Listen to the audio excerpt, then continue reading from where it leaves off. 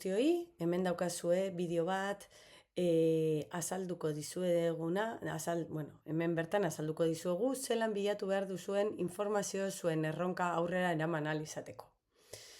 Bueno, pizkat kontestualizatzeko eta estingurua zein den jakiteko, zuek hori, bakizue salmenta eta merkataritza espazioen kudeak eta ikasten ari zaretela, denda batera joan behar izango zaretela eta bertan dendako produktu aukeren dimentsioa aztertu beharko duzuela eta proposamenak egin dendako jabeari. Eta beraz, bertan erronkarako behar duzuen informazioa bilatzeko, hemen egingo dizuegu bi adibide, bi inteligentzia artifizial ezberdinekin, bai? Perplexity eta ChatGPT erabiliko ditugu. Lehenik eta behin, hasiko gara Perplexityrekin. Jakin behar duguna da zelan eskatu informazioa, ez? Prompta, badakizue ja da zer den prompt bat, orduan bideo honen bitartez ere prompt egokiak egiten ikasiko dugu. Lehenik eta behin.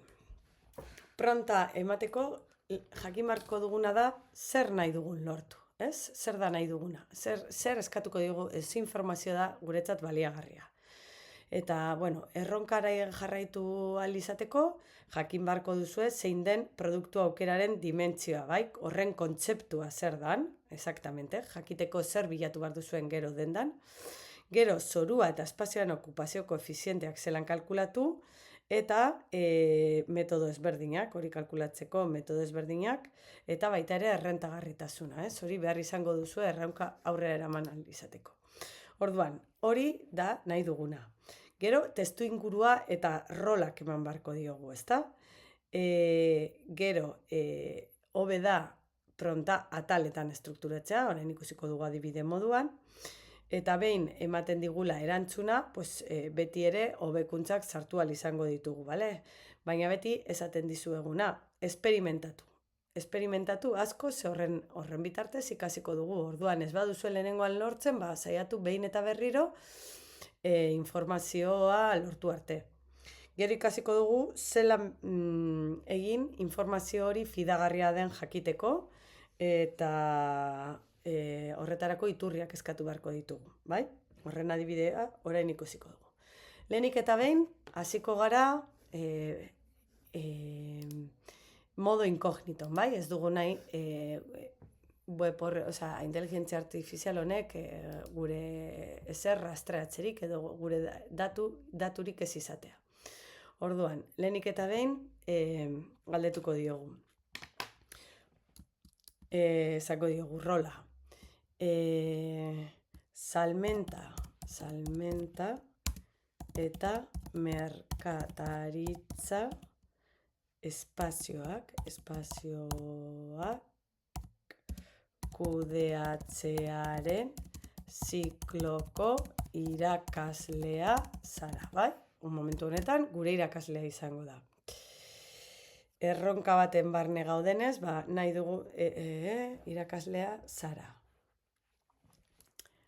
Goi zikloko irakaslea zara, hobeto, bai? Goi zikloko, bera jakin dezan, lanbide heziketako, goi zikoko, lanbide heziketako, goi zikloko irakaslea zara.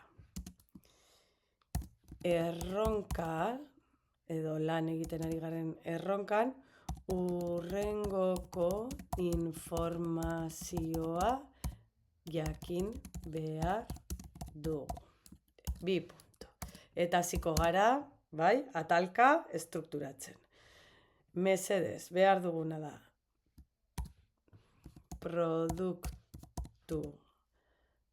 Produktuaren dimentsioaren kontzeptua, bai, zer da, exactamente. Zorua eta espazioaren okupazio koefizienteak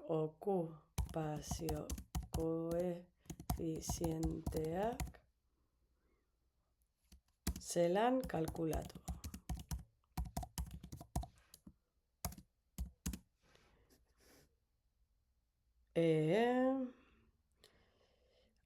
aukeraren dimentsioa kalkulatzeko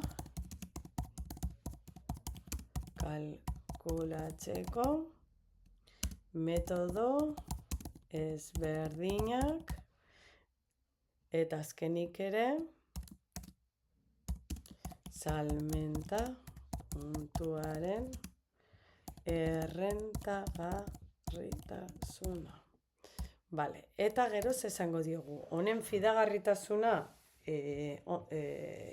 ikusteko edo askotan esaten dugun bezala, inteligentzia artifiziala ez du beti egia esaten, baizik eta probabilitatea kalkulatzen ditu, bai? Beraz, garrantzitsua da fidagarritasuna begiratzea. Orduan esango diogu, eman iturriak, bai? Eta hauen estekak. Horrela gero begiratu ahal izango dugu, bai? Goazen aurrera.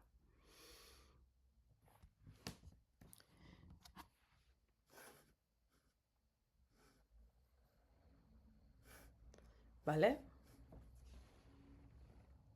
Hemen badoa saltzen.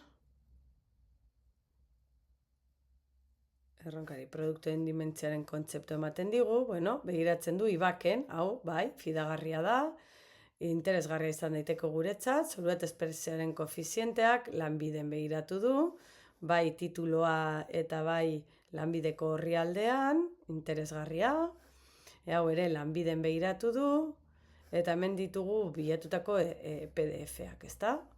Ba, oso interesgarria. Bale, orain begiratu beharko genuke beste inteligentzia artifizial batekin eta horretarako ChatGPT aukeratu dugu. Orduan, zer egingo dugu? Ez dugu sesiorik irekiko, beraz, emango diogu permanecer con la sesión cerrada, egia da ez digula aukera askorik emango, ChatGPT berez erregistratzea eskatzen du, baina era honetan, bueno, ez diogu gure daturik emango, bai? Orduan, kopiatuko dugu bestean emandako prompta, eta abertz honek ze esaten digun. Eta gero, egingo dugu, bi iturriak konparatu. Aber batek eta besteak zer ematen digun.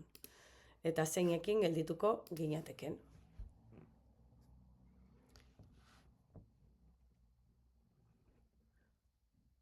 Bueno, behitu. Honek ere, ateratzen digu.